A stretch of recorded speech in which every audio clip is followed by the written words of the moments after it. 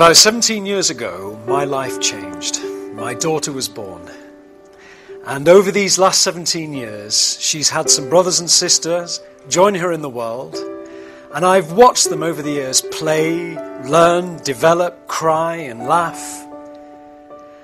And when I've traveled and I've reached the deserts of Africa and the mountains of Asia, and every time I've shaken hands with a cheeky little 5-year-old, or I've looked carefully at the despondent teenager, I can see in these children my own children.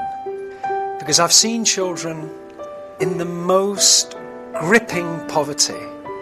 I've been in refugee camps in Sudan, where a child has lost its father or lost its mother. I've heard their stories.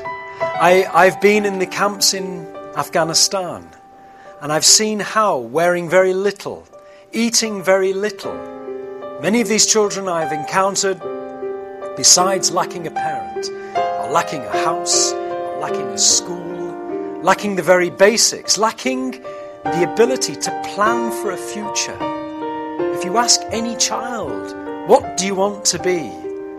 They will come up with the most imaginative of answers. They want to be a doctor or an engineer. They have ambition, they have hope. And yet in the refugee camps, in the townships, in the slums, after floods, after war, do they really have the wherewithal to make their ambitions become a reality?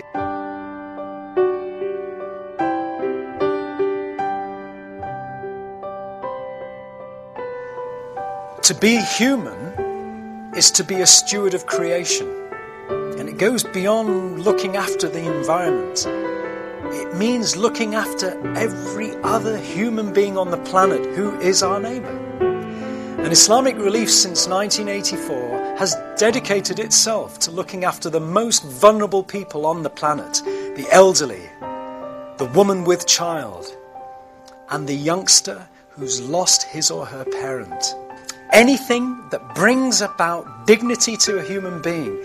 And wherever the gaps are, Islamic Relief is there to fill the gaps, to bridge the chasm of poverty, and make it possible for the most vulnerable of people to fulfill their human potential.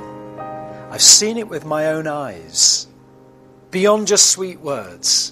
And the difference I can make is to pour what energy and sincerity I have in bringing about projects that can make a difference to these young people's lives.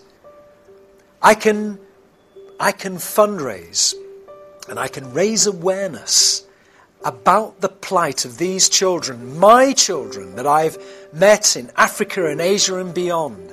I can share their stories and I can inspire others to take pragmatic, practical action to make a difference in their lives. It is about raising the funds to put the people and the resources in place to bring about the projects that can intervene in these children's lives to bring about change.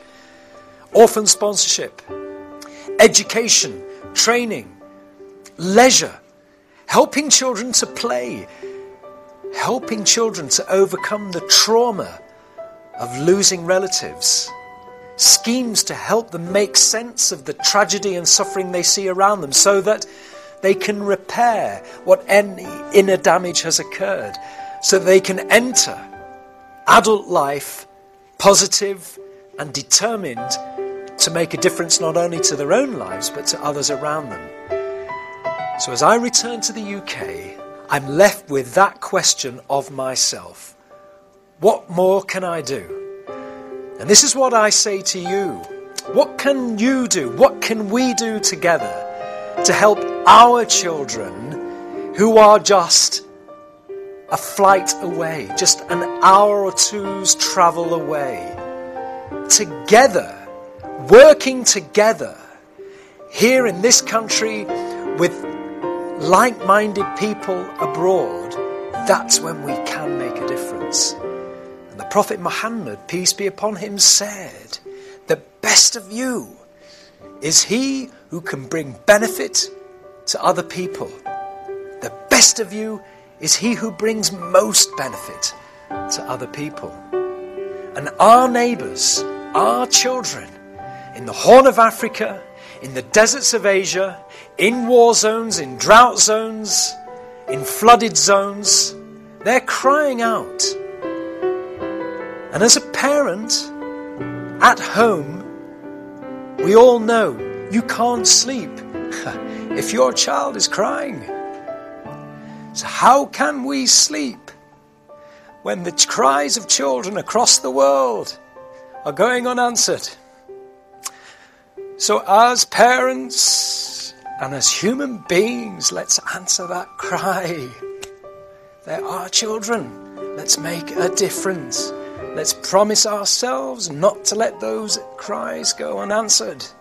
That's our challenge.